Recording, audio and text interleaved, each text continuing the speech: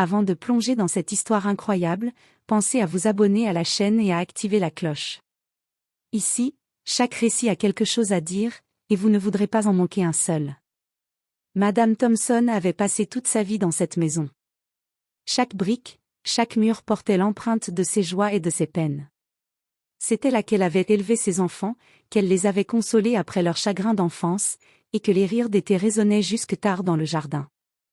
La maison était plus qu'un simple bâtiment, c'était un sanctuaire, un livre ouvert de souvenirs que seul le cœur pouvait lire. Mais le temps avait eu raison d'elle. Après une longue maladie, Madame Thompson s'éteignit paisiblement dans sa chambre, entourée de photographies et de souvenirs de famille. Ses enfants, bien que tristes, virent surtout la perspective de l'héritage. David pensait à ses dettes, Lisa à sa carrière, et Mark à ses rêves jamais réalisés. La perte de leur mère fut vite éclipsée par le calcul de ce qu'ils pouvaient tirer de la maison. Dans le quartier, les voisins murmuraient « C'était une femme si douce. Comment ces enfants peuvent-ils être si indifférents ?» Mais personne ne savait combien de rancunes enfouies, de jalousie et de regrets non exprimés pesaient sur les épaules des 3 enfants. Lorsque le notaire appela pour finaliser la vente, les enfants arrivèrent avec un mélange de nervosité et d'excitation. Les murs silencieux semblaient les observer, témoins muets d'une trahison imminente. Les souvenirs s'étaient accumulés ici, mais maintenant, ils allaient être effacés, vendus au plus offrant, comme si toute l'histoire de leur mère n'était qu'un simple objet. Ce qu'ils ignoraient, cependant, c'est que la maison, fidèle à son passé, avait gardé un secret. Dans un coin oublié, sous les planches du salon, un petit coffre attendait. Il contenait une lettre, écrite de la main tremblante mais ferme de Madame Thompson, et un objet que personne ne devait découvrir trop tôt. Ce coffre était la dernière volonté de leur mère, un avertissement, un trésor, et peut-être, la justice qu'elle ne pourrait plus réclamer elle-même. Et tandis que les enfants s'éloignaient, indifférents à ce qu'ils laissaient derrière eux, la maison resta debout, silencieuse mais vivante, prête à révéler la vérité. Le soleil venait à peine de se lever lorsque David, Lisa et Mark poussèrent les dernières boîtes hors de la maison. Les voisins les regardaient en silence, certains avec pitié, d'autres avec colère. Mais les enfants, absorbés par leur téléphone et leurs discussions sur l'argent, ne semblaient rien remarquer. Le jardin, autrefois soigné par leur mère, était désormais jonché de feuilles mortes et de branches cassées. La balançoire rouillée grinçait sous le vent, comme si elle protestait contre le départ de la famille. Les enfants passèrent devant sans un regard. Pour eux, c'était juste un lieu, pas un sanctuaire. Une fois la maison vendue, ils s'éloignèrent en voiture, le coffre de leur mère et ses souvenirs intacts laissés derrière eux. Mais le plancher du salon, sous une trappe discrète, cachait encore le coffre secret. Une lettre soigneusement pliée et un petit objet brillaient faiblement à l'intérieur, attendant que quelqu'un les découvre. Quelques heures plus tard, les voisins remarquèrent un phénomène étrange. Des lumières semblaient vaciller derrière les vitres de la maison vide. Certains pensèrent à une installation électrique défectueuse, d'autres murmurèrent que c'était le fantôme de Madame Thompson, incapable de quitter son foyer. Pendant ce temps, les enfants, plongés dans leurs comptes bancaires et leur vie pressée, étaient loin de se douter que ce qu'ils avaient laissé derrière eux n'était pas qu'un simple souvenir. La maison, silencieuse et immobile, était prête à leur rappeler à tous que certaines histoires ne peuvent pas être vendues ou oubliées. Et alors que la nuit tombait sur le quartier, le coffre secret émettait un léger reflet doré, presque imperceptible. Comme si la maison elle-même retenait son souffle, prête à révéler la vérité à ceux qui oseraient revenir. Quelques jours après la vente, David, Lisa et Mark pensaient que tout était terminé.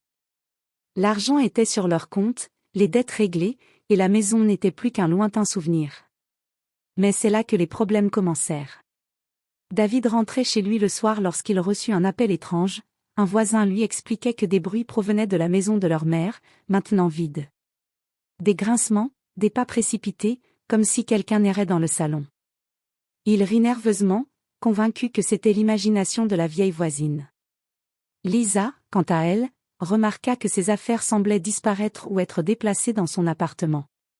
Un matin, son bijou préféré, un collier en perles que leur mère lui avait offert, était sur le rebord de sa fenêtre, alors qu'elle l'avait posé dans son tiroir. Elle sentit un frisson et un malaise qu'elle ne pouvait expliquer.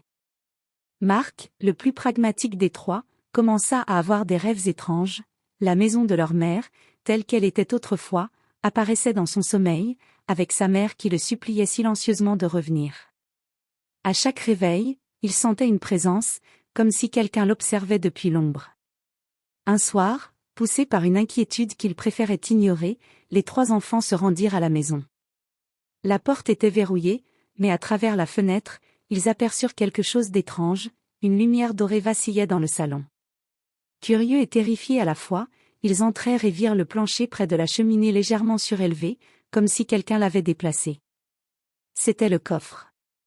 Ils ne l'avaient jamais vu auparavant, et pourtant, il avait toujours été là, caché sous le bois depuis des années. Sur le dessus, la lettre de leur mère brillait faiblement sous la lueur de la lampe. Tremblants, ils l'ouvrirent. La lettre disait : « Mes enfants, l'argent n'achète pas l'amour ni le respect. Ce que vous avez laissé derrière vous est bien plus précieux que ce que vous croyez. Ce coffre contient quelque chose que vous n'auriez jamais dû vendre ou ignorer. La vérité vous attend, mais elle ne sera pas douce. » À cet instant, une brise froide traversa la maison. Les enfants comprirent que la maison n'avait pas fini de parler. Et que ce qu'ils avaient cru être un simple abandon allait bientôt devenir une leçon qu'ils n'oublieraient jamais. David, Lisa et Marc étaient figés devant le coffre. Chacun sentait une peur mêlée de curiosité. Le bois ancien grinça lorsqu'ils soulevèrent le couvercle. À l'intérieur, ils découvrirent un petit coffret en métal, orné de gravures délicates, et la lettre de leur mère reposant au-dessus. David prit la lettre et lut à voix haute. « Mes enfants, ce que vous allez voir n'est pas seulement un objet, mais le témoin de toute notre famille. Ce que vous avez ignoré pourrait changer votre vie à jamais. » En ouvrant le coffret, ils trouvèrent une série de documents, photos, journaux intimes et un petit pendentif en forme de clé. Les photos montraient des moments qu'ils n'avaient jamais connus, leur mère jeune, aidant des familles en difficulté, protégeant des voisins, et surtout, un homme mystérieux apparaissant dans plusieurs clichés avec elle, qui semblait être lié à des secrets de famille longtemps enfouis. Puis Lisa prit le pendentif et remarqua qu'il y avait un petit compartiment à l'intérieur. En l'ouvrant, ils découvrirent un microfilm, soigneusement enroulé. Marc, excité mais nerveux, le déroula et vit des informations confidentielles. Leur mère avait été impliquée dans des affaires importantes, aidant à protéger des secrets financiers et des documents compromettant de puissantes familles de la région. Ils comprirent alors que la maison n'était pas seulement un lieu de souvenirs, mais un coffre-fort de secrets que leur mère avait protégé toute sa vie. Et eux, par cupidité, avaient laissé ce trésor vulnérable, à la portée de n'importe qui. Soudain, un bruit derrière eux les fit sursauter. La porte de la maison, pourtant verrouillée, s'ouvrit lentement. Une silhouette apparut dans l'ombre, une présence qu'ils ne pouvaient identifier. Était-ce quelqu'un venu récupérer ce que leur mère avait protégé? Ou était-ce la maison elle-même qui prenait vie pour leur rappeler leur trahison? La tension monta d'un cran. Pour la première fois, ils comprirent que leurs actions avaient des conséquences bien plus graves qu'ils ne l'avaient imaginé. Et que leur indifférence, leur cupidité, allait bientôt les confronter à un choix impossible, protéger le secret de leur mère, ou subir eux-mêmes les conséquences de leur égoïsme. Le souffle court, David, Lisa et Marc restaient figés devant la silhouette qui venait d'apparaître. La lumière des lampes vacillait et projetait des ombres inquiétantes sur les murs de la maison. Lentement, la figure s'avança, mais ce n'était pas une personne étrangère. C'était une projection, un hologramme étrange, comme si la maison elle-même parlait. Une voix douce mais ferme résonna dans toute la pièce. Vous avez vendu ce lieu, ignoré ses souvenirs, et laissé derrière vous ce qui était le plus précieux. Vous avez oublié que l'amour et la mémoire ne s'achètent pas. À ce moment, le coffre commença à briller intensément, et les documents et le microfilm volèrent doucement dans les airs, projetant des images sur les murs, des photos de leur mère aidant des voisins, des familles en difficulté, et des visages reconnaissants, souriants, tous protégés par ces actions. Les enfants virent alors la véritable grandeur de leur mère, qu'ils avaient ignorée par cupidité.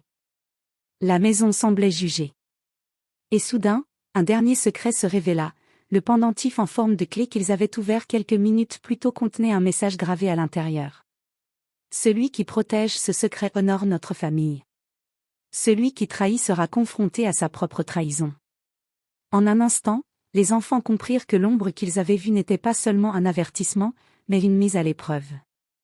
Les documents et le microfilm disparaissaient lentement, comme si la maison retirait sa protection de ce qu'ils avaient trahi. La peur les saisit. Pour récupérer ce qui appartenait à leur mère et sauver l'honneur de la famille, ils n'avaient qu'une seule chance, réparer leur erreur. David murmura, la voix tremblante. Nous avons été égoïstes, nous devons protéger ce que maman protégeait. Ils prirent le coffre et s'engagèrent à restituer les documents aux bonnes mains, à réparer le tort causé par leur cupidité. La lumière dans la maison se fit plus douce, et la silhouette disparut. Le silence revint, mais cette fois, il était apaisant. La maison, fidèle à sa mission, avait fait comprendre à ses enfants que l'amour, la mémoire et le respect ne sont jamais perdus, tant qu'on est prêt à les protéger. Et alors qu'ils sortaient, cette fois main dans la main, le pendentif brillait doucement dans la lumière du soir, comme un rappel que leur mère, et sa sagesse, veillaient encore sur eux.